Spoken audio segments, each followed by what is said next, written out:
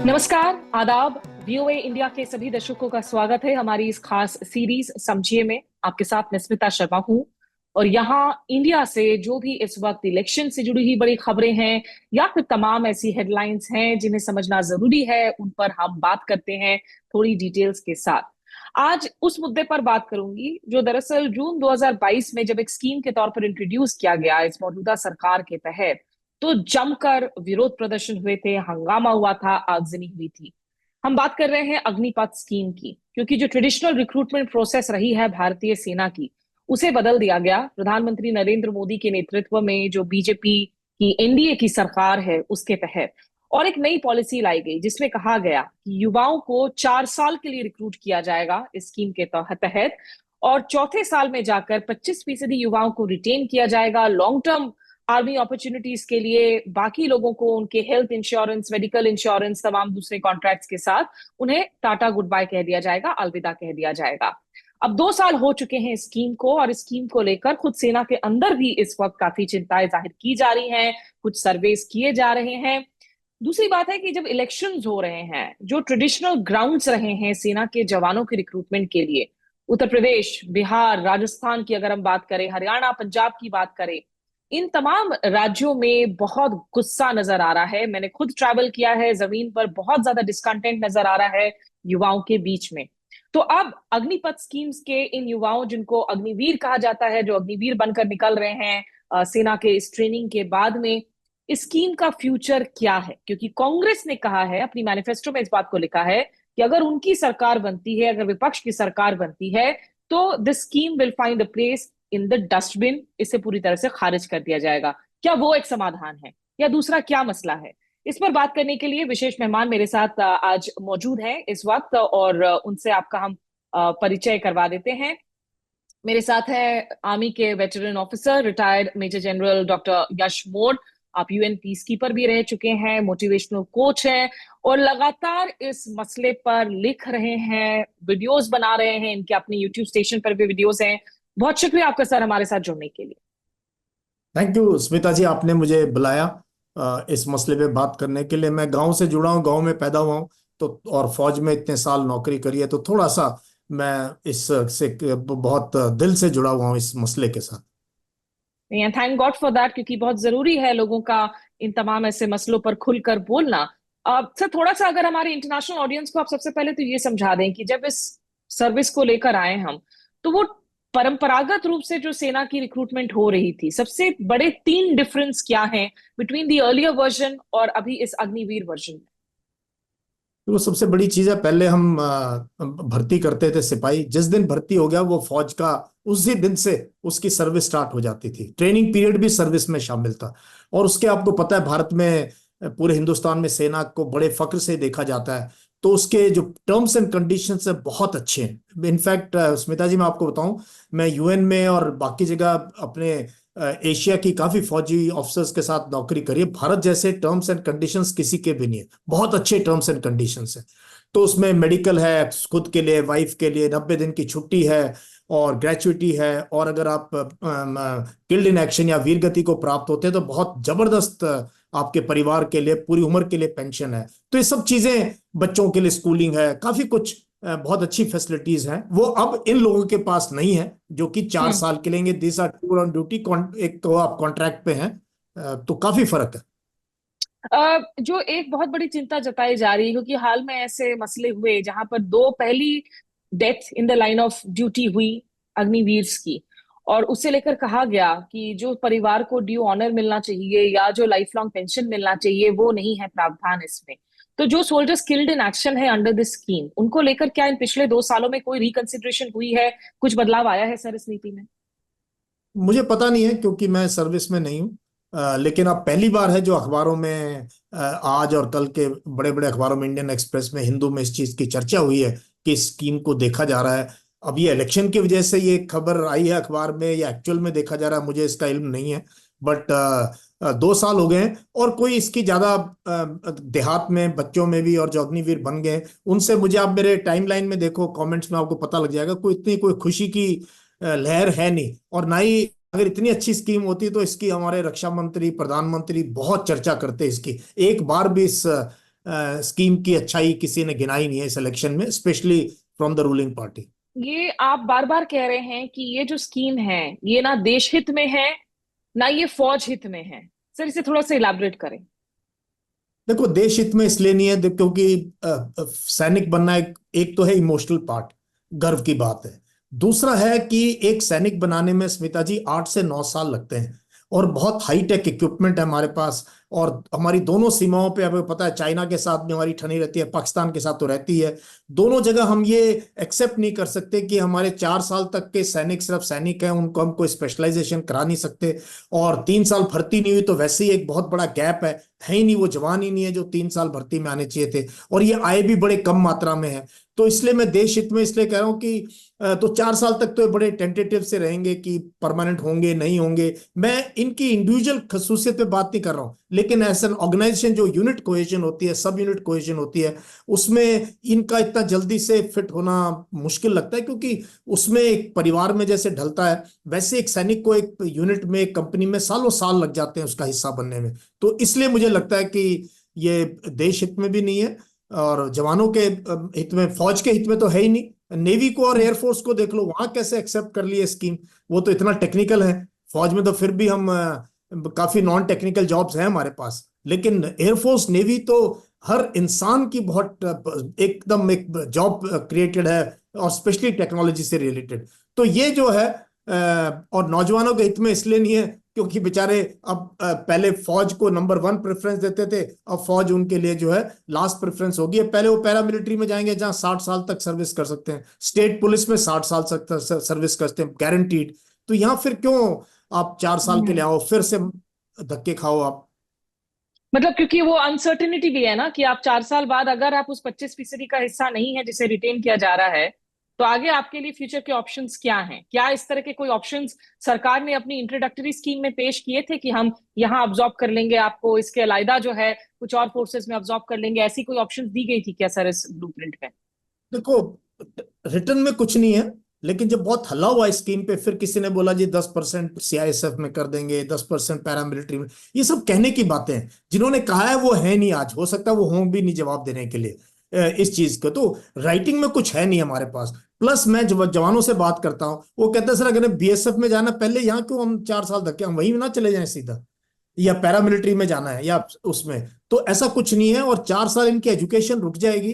तो दोबारा से कोई कहे जी ये दोबारा पढ़ के कुछ कर सकते हैं, तो 4 साल बड़ा वक्त होता है दोबारा से कॉलेज जाना या पढ़ना। तो ये इसलिए नौजवान भी ज्यादा इसके लिए उत्साहित हैं नहीं स्कीम के लिए।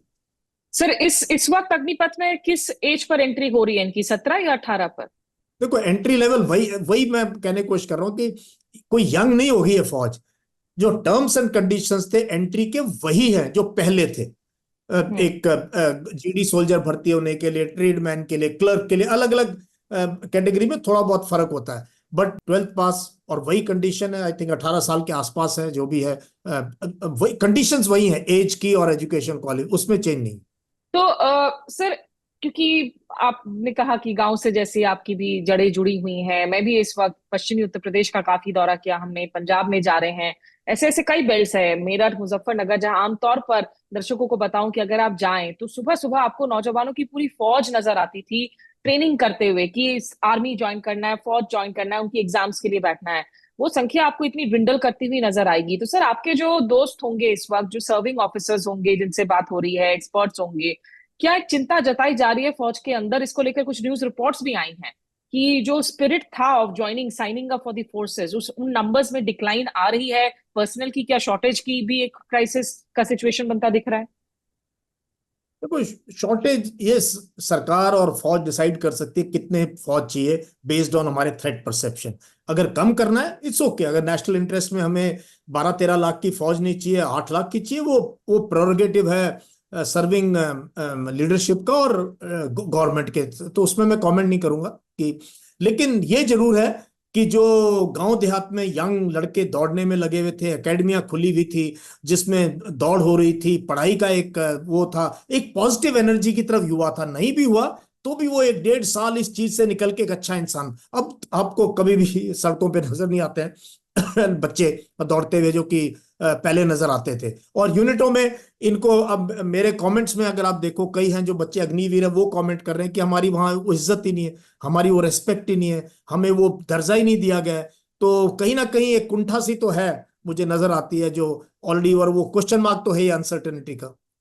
सर, जो आपने कही बात की भाई, जो स्पेशलाइजेशन है वो आप कैसे करेंगे? आप अगर उसमें जा रहे हैं, एयरफोर्स में जा रहे हैं, नेवी में भी जा रहे हैं, तो जो यूनिट कमांडर्स हैं उनकी भी तो दिक्कतें हो रही होंगी इस वक्त कि किस तरीके से हैंडल करें हम इन अग्निवीर को।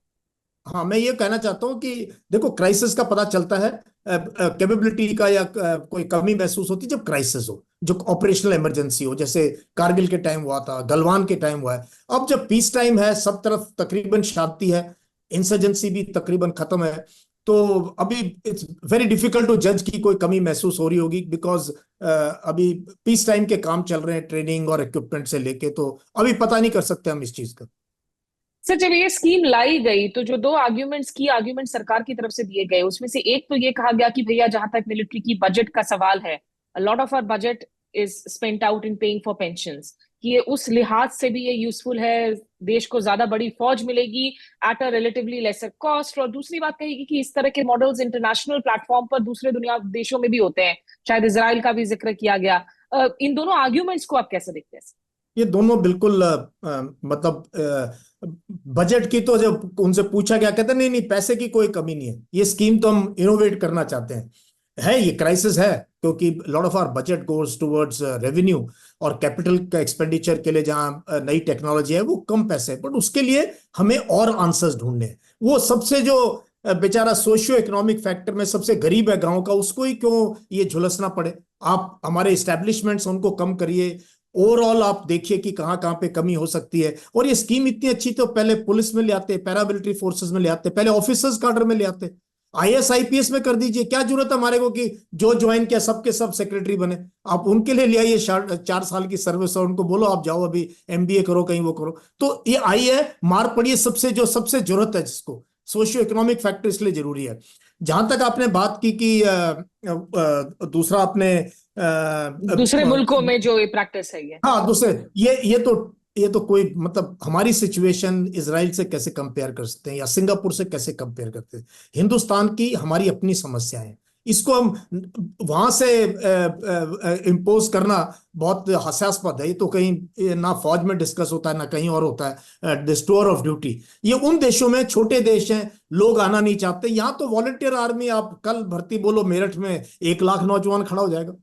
तो यहाँ ये कोई वो प्लस, हमारे आप बॉर्डर्स देखो, इन कंट्रीज के पास इतने बॉर्डर्स का है, हमारे कितने हजार किलोमीटर चाइना के साथ बॉर्डर है, ऐसे ही पाकिस्तान के साथ बॉर्डर है, सी के अंदर पायरेसी चल रही है, हमारी नेवी इन्वॉल्व है। तो हमारी जो समस्याएं हैं वो टोटली डिफरेंट है, चाहे एयरफोर्स की हो, नेवी की हो, आर्मी की हो, हमारी इन्वॉल्वमेंट डिफरेंट है। इसलिए ये सिंगापुर या इसके साथ इसराइल वगैरह के साथ कंपेयर करना कोई बात बनती नहीं है इस स्कीम को लेकर। सर, आखिरी दो सवाल आपसे पूछना चाहूंगी। एक, जो आपके लोगों से फीडबैक मिल रही है, आपको लग रहा है कि इन चुनावों में इसका असर पड़ रहा है? क्या युवा अग्निवीर को दिमाग में रखकर वोट डाल रहे हैं, प्रेफर कर रहे हैं किसको वोट डालें या ना डालें? देखो, कुछ तो, अब पहली बात तो ये आ रहा है कि युवा वोट ही नहीं डाल रहे हैं। ये भी एक हैरानी की बात है कि जो यंग लोगों को आना चाहिए, संभव खबरों में तो ये आ रहा है। बाकी जो अफेक्टेड हैं लोग, जिनकी भर्ती रुक गई, जिनके साथ वो नेचुरली, वो तो इस चीज से, इस स्कीम का उनके माइंड में जरूर है, और इसको अपोजिशन और कई पार्टीज इसको जो है वो उसको लेके आए हैं, तभी तो आज हम डिस्कस कर रहे हैं। नहीं तो ये मुद्दा तो दब गया था, हमारी मीडिया ने तो उठाया ही नहीं इसको। हम्म। सर, बिल्कुल लास्ट में आपसे पूछना चाहूंगी कि अब कांग्रेस कह रही है कि भाई इसको हम पूरी तरीके से डस्टबिन में फेंक देंगे। इस स्कीम में क्या कुछ भी अच्छाई है जिसे रिटेन किया जा सकता है? कोई दूसरा मिडिल पाथ है जो किया जा सकता है? क्योंकि शायद फीडबैक भी ले रही है आर्म्ड फोर्सेस की डिपार्टमेंट्स अबाउट इस स्कीम को लेकर, जो खबरें आ रही हैं पेपर्स में। नहीं, मुझे तो इसमें कोई मतलब ऑप्शन दो ही है मेरे हिसाब से। या तो इसको टोटल खारिज कर दिया जाए और पुरानी भर्ती से इनको सबको रेगुलर कर दें, और दूसरा है कि ये जो 25% रिटेन करने वाला, अगर हम अपोजिट कर दें कि 75% को हम रिटेन कर लें, या मिनिमम 50% को रिटेन करें, तो वो भी एक थोड़ा सा जो सर्विस कर रहे हैं उनको थोड़ा इंटरेस्ट होगा कि हाँ, शायद मेरे चांस ज्यादा हैं। नौकरी करने को, और एक लॉयल्टी रहेगी फौज में। देखो हमारी पूरी लड़ाई इस चीज पे है कि ये मेरी कंपनी है, मेरी प्लेटून है, मेरी यूनिट है। सबसे पहले उस चीज के लिए जवान लड़ता है। तो वो लॉयल्टी तभी रहेगी जब उसको लगेगा कि हाँ ये मेरा घर है और मैंने यहां से या तो लड़ाई में वीरगति को प्राप्त होना है या अपना बड़े सम्मान के साथ पेंशन लेके जानी है। सर लेकिन जो परसेंटेज नहीं होता है अब्सॉर्ब, वो अगर बाहर जाते हैं 4 साल की फौज की ट्रेनिंग के बाद में, हथियार चलाना सिखाया है, भारत के डेमोग्राफिक सोशल फॉल्ट लाइंस को देखते हुए क्या उसकी अपने कुछ खतरे भी हो सकते हैं? क्योंकि काफी लोग ये भी कह रहे थे कि भाई कल को अगर इन इस पूरे के पूरे एक सेक्शन को नौकरी नहीं मिलती है और जो पैसा एक मुश्त उनको मिल जाता है, मेडिकल हेल्थ इंश्योरेंस, वो ठीक है, लेकिन वो कब तक चलेगा? उसमें दूसरी दिक्कतें भी आ सकती हैं, तो ये समाज के लिए भी एक खतरा बन सकता है। क्या इससे आप इत्तेफाक रखते हैं? हाँ बिल्कुल। देखो कोई भी ट्रेंड मैन पावर है, ये हमने हमारे देश में कई बार ये देखा है। अगर कोई हथियार की ट्रेनिंग है, कोई छोटी बड़ी टैक्टिक्स जानता है, यूनिफॉर्म में रह चुका है, वो अगर सही सकारात्मक सोच ना हो उसकी, कहीं नेगेटिव या कोई एंटी नेशनल फोर्सेस उसको यूज करें तो खतरा हो सकता है। ये हमने देखा था ऑपरेशन ब्लू स्टार के अंदर भी। तो इसलिए ये तो है खतरा, बट फिर भी मैं मानता हूं कि अगर हमारे देश के नौजवान बहुत पेट्रियाटिक होते हैं, और इस चीज को मैं ज्यादा हवा देना नहीं चाहता, ऐसा किस लिए हाइपोथेटिकल किसी बात पे करें जब वो है ही नहीं इशू अभी तो। सो ऑन हाइंडसाइट 2 साल बाद क्या आपको कोई क्लैरिटी मिल पाई है कि why was this brought in the first place, what no, triggered this scheme? वो जनरल नारावने की किताब की वेट कर रहे थे, मैंने उस पर वीडियो बनाई, वो किताब ही रोक दी। उसमें वो कुछ खुलासे कर रहे हैं कि कैसे इट केम ऐसे क्या बोल्ट फ्रॉम द ब्लू। और हाँ हाँ।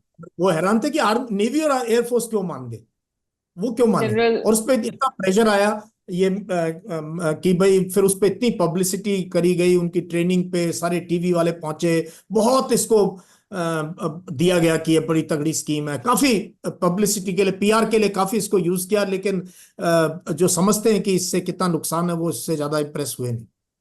दर्शकों को बता दें कि जनरल नारवने का जो किताब है, फॉर्मर आर्मी चीफ का, उस किताब की एक एक्सर्प्ट छापी थी news agency press trust of India में, जिसमें ये बात लिखकर आई थी कि बोल्ट फ्रॉम द ब्लू।